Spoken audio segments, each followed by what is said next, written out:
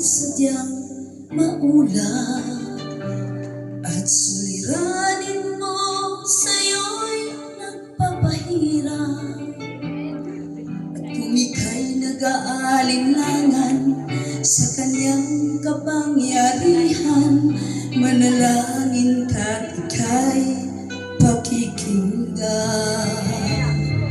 Simulan mong pagmasdan ang kapaligiran, mamamangha ka sa kanyang kagandahan.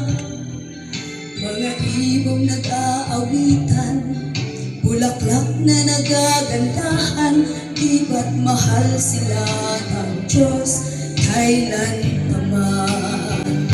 Ngunit higit ang pag-ibig niya sa'yo, higit sa bawat suliraning tagay mo.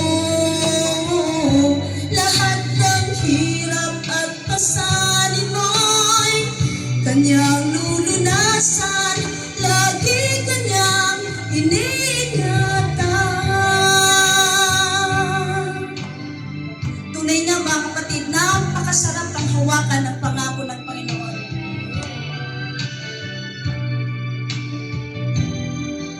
Mga ibong nag-aawitan, bulaklak na nagagandahan, di ba't mahal sila ng Diyos kailanpaman. Ngunit higit